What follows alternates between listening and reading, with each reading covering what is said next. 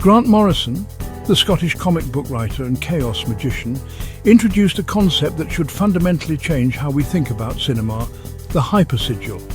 Unlike a traditional sigil, a magical symbol charged with intent, a hypersigil is an extended work of art that changes reality through the process of its creation and consumption.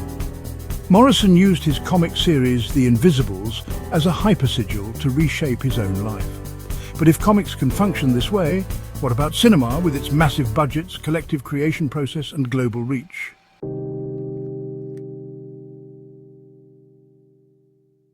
Morrison's discovery came through personal experimentation. While writing The Invisibles, he inserted himself into the narrative as the character King Mob, a badass anarchist magician who looked suspiciously like Morrison himself. As the series progressed, Morrison's life began to mirror his character's adventures. When he wrote King Mob Getting a Girlfriend, Morrison met someone. When he sent King Mob to exotic locations, Morrison found himself traveling to those same places. Most dramatically, when King Mob was captured and tortured in the comic, Morrison collapsed with a life-threatening infection that nearly killed him. The boundary between fiction and autobiography had dissolved.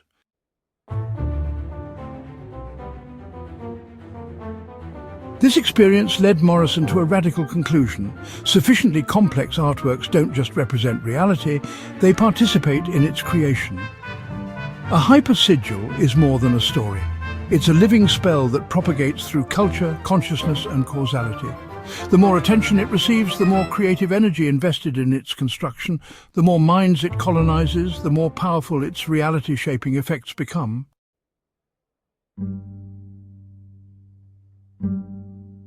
Consider the possibility. Every film is a potential hypersigil, encoding the desires and intentions of its creators, then propagating those intentions through millions of minds. This isn't metaphorical. In Morrison's framework, it's literal magic, using art to reprogram reality by reprogramming consciousness.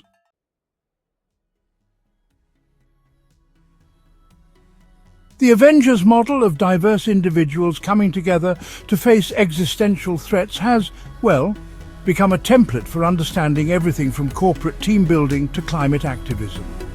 The fictional has become a lens through which we interpret the real. But here's where it gets dark. Hypersigils are neutral technology. They can be used to expand consciousness or contract it, to liberate or control. The Wolf of Wall Street glorified greed so effectively that it became a recruiting tool for would-be stockbrokers, despite Scorsese's intentions. The hypersigil escaped its creator's control, manifesting its own reality distortion field. This escape of control reveals something crucial about hypersigils. They're not passive tools, but active entities. Once launched into the cultural sphere, they develop their own momentum, their own agenda even. Scorsese intended to critique financial excess, but the hypersigil had other plans. The film's sensory overload, its intoxicating portrayal of wealth and power, overwhelmed its moral message. Young men didn't see a cautionary tale, they saw a blueprint. The hypersigil rewrote their reality to make Wolf of Wall Street behavior seem not just possible but desirable.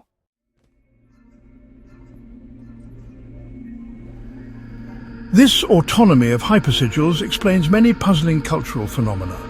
Why do certain films develop cult followings that seem honestly disproportionate to their artistic merit? Why do some fictional worlds feel more real than reality? Why do people base major life decisions on movie quotes? These aren't just quirks of fandom. They're symptoms of hypersigils at work, fictional entities that have achieved a kind of independent existence in the collective psyche. Horror films offer particularly potent examples. The Exorcist didn't just scare people. It manifested a wave of reported possessions and religious conversions. The Blair Witch Project created a mythology so powerful that the fictional town of Burkittsville was overwhelmed by tourists seeking the non-existent witch. These films function as invocations, calling forth the very energies they depict. The horror genre's hypersigil dynamics operate through fear, one of consciousness's most fundamental frequencies. Fear bypasses rational thought, speaking directly to the reptilian brain. When a horror film is sufficiently effective, it doesn't just depict monsters, it summons them into psychological reality. The wave of coulrophobia, or fear of clowns, following Stephen King's It wasn't just cultural influence, it was a hypersigil, rewriting the collective unconscious's relationship with a previously benign archetype.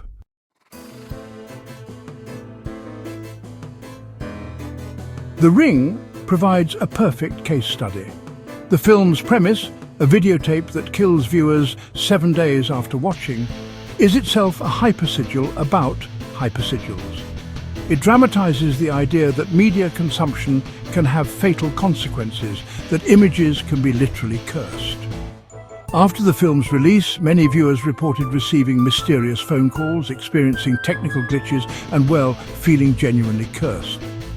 The hypersigil had infected reality with its own logic.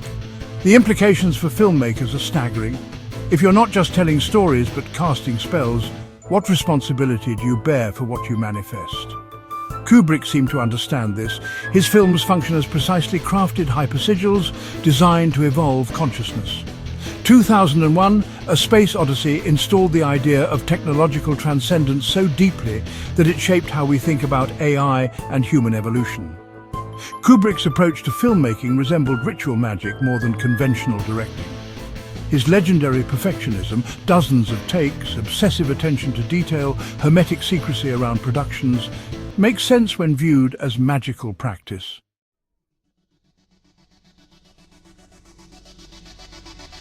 Each element had to be precisely calibrated because he wasn't just making movies, he was constructing consciousness-altering devices.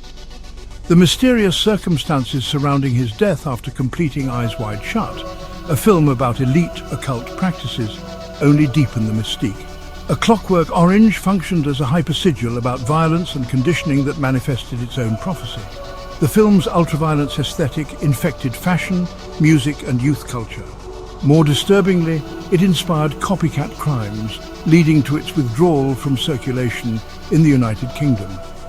Kubrick had created a hypersigil so potent it began rewriting reality in its own image, forcing him to perform a kind of magical banishing by removing it from distribution. Morrison discovered that his hypersigil began rewriting his life in unexpected ways. Fictional events manifested as real experiences, sometimes dangerously so. Film productions often report similar phenomena, strange synchronicities, life imitating art in uncanny ways. Is this just confirmation bias, or are we glimpsing how reality actually works? The evidence suggests the latter. Consider the poltergeist curse, the series of deaths that plagued the production, or the eerie parallels between Brandon Lee's death while filming The Crow and his father Bruce Lee's death, or how The Conqueror, filmed on a nuclear test site, resulted in cancer diagnoses for much of its cast and crew. These could be coincidences, but they follow a pattern. Films that deal with death, darkness, or transformation seem particularly prone to manifesting their themes in reality.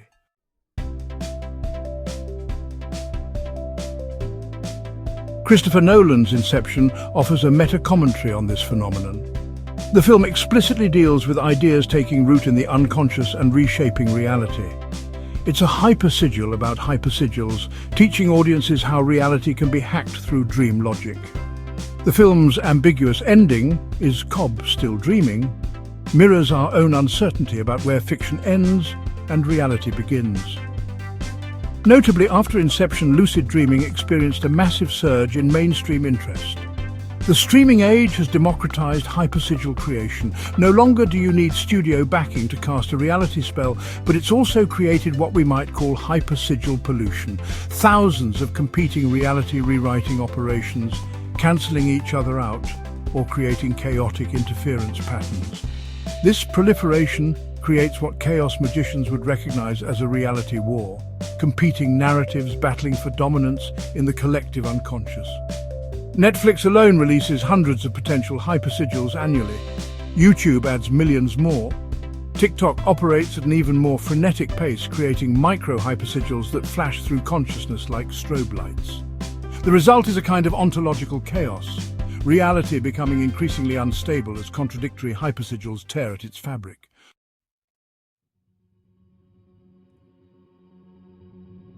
The binge-watching phenomenon intensifies hypersigil exposure. When we consume entire seasons in marathon sessions, we're not just watching stories, we're undergoing intensive reality reprogramming. The psychological boundaries between self and story dissolve. We dream in the show's aesthetic, think in its logic, see our lives through its narrative framework. This isn't entertainment, it's consciousness colonization. The most effective hypersigils seem to work with archetypal energies, Jung's collective unconscious patterns. They don't invent new realities so much as activate dormant potentials. The Matrix worked as a hypersigil because it gave form to something we were already feeling, that reality might be a control system. It didn't create that suspicion, it crystallized it, gave it mythology and language. Glitch in the Matrix became shorthand for anomalous experiences. Red pill, blue pill became a framework for understanding awakening. The film didn't predict the future, it created it by giving us tools to think about digital reality.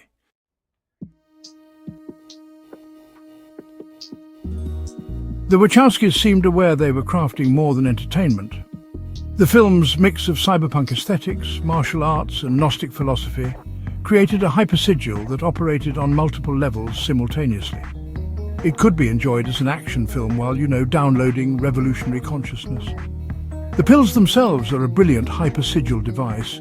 They literalize the choice every viewer faces: remain in comfortable illusion or awaken to difficult truth. If we accept cinema as hypersigil technology, we must ask, what reality do we want to manifest? What stories serve as evolutionary catalysts versus control mechanisms? How do we become conscious practitioners rather than unwitting sorcerers' apprentices? These questions become urgent as we recognize cinema's true power. Every film is a vote for a particular version of reality. Rom-coms encode beliefs about love and relationships. Action films install programs about conflict resolution.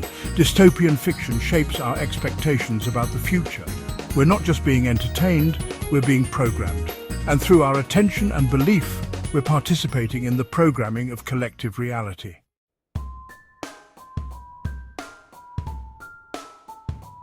The rise of superhero cinema might represent humanity's unconscious attempt to hypersigil ourselves into a more empowered state. As we face existential challenges, climate change, technological disruption, social fragmentation, we are collectively creating and consuming stories about beings with extraordinary abilities to reshape reality. Are we trying to fiction ourselves into evolution? Morrison offers a radical possibility. We can use hypersigils to bootstrap new realities, to fake it till we make it on a cosmic scale. Cinema becomes not just a mirror or a lamp, but a reality engine encoding tomorrow in today's dreams. This bootstrapping process works through what Morrison calls immanentizing the eschaton, making the transcendent immediate through art. By creating fictional realities where problems are solved, consciousness is expanded, and human potential is realized, we create templates that reality can follow. The fictional becomes a strange attractor, pulling the actual toward new configurations.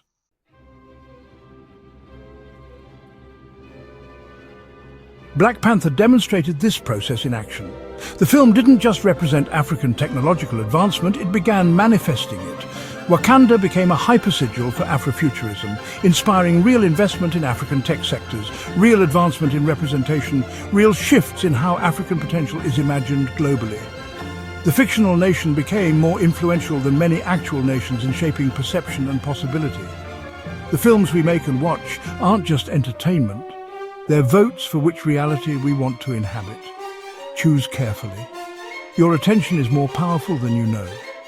This power increases as we become conscious of it. When we understand films as hypersigils, we can engage with them more deliberately. We can choose which reality tunnels to explore, which fictional suits to try on, which collective dreams to feed with our attention. We can also learn to create our own hypersigils, using the democratized tools of digital media to cast our own reality spells.